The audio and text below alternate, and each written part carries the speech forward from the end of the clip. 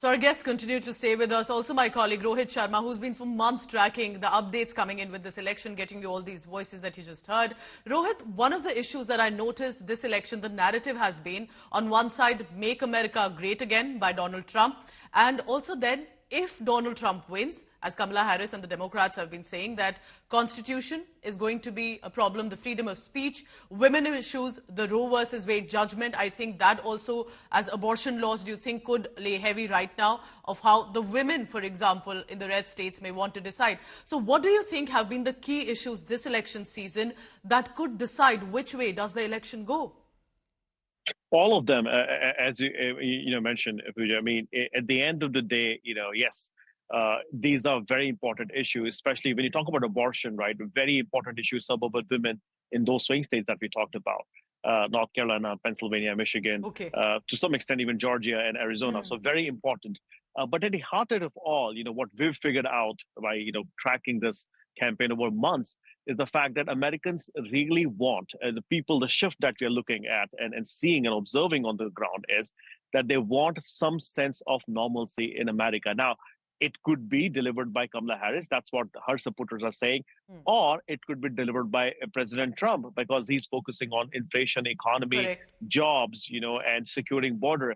A lot of Indian Americans that we've talked to are saying they want to vote for Donald Trump because he's going to close the border and making sure the burden of these undocumented immigrants is not moved over or shifted over to tax-paying Americans. So we have all these, a mix of a cocktail of domestic issues. That's basically is what America is going to vote on.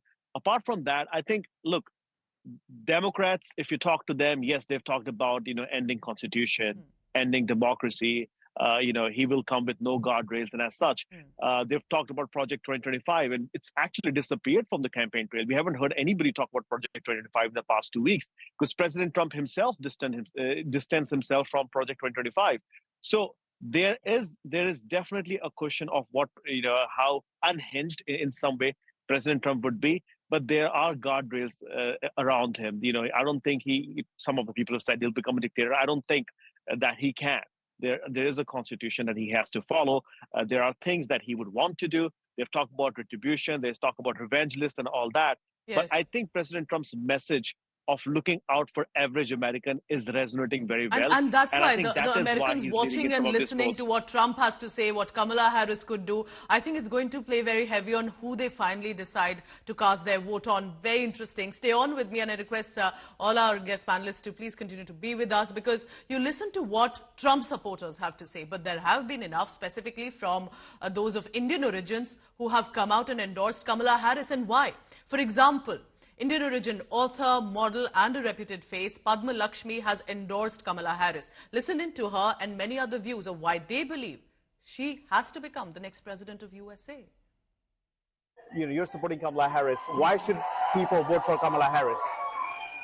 I think they should vote. Do you want me to talk in here? Talk in there, yeah. I think they should vote for Kamala Harris because she's competent, she's consistent, she is an honorable person, and she's always done her best her whole professional life for the people she served, either in California or the whole nation as a senator and now as vice president. I think she's a great candidate. I think she's a very serious woman who also is warm and cares about the average American, all average Americans. And I think the alternative is atrocious.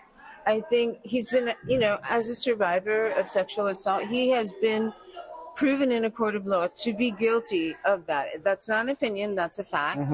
And so on behalf of all our little boys and little girls in this country, what message are we sending to them if we're saying that somebody who has been convicted of sexual assault in a court of law is okay to be president of the United States? No, they're not okay.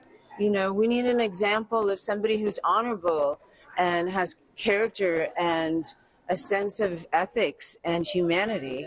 And Donald Trump possesses none of those things. And Kamala Harris possesses all of those things, along with a career's decades-long history of public service, working for her citizens. It's just that simple. All right, so this is a special telecast, and we'll continue to bring you updates on the elections in the United States of America. And it's not just about the USA, remember, it's also about the relationship USA or the next president will have with India and much more with regard to global politics. I want to thank all our guests, our expert panelists, our reporters on the ground. Stay tuned to India Today Television.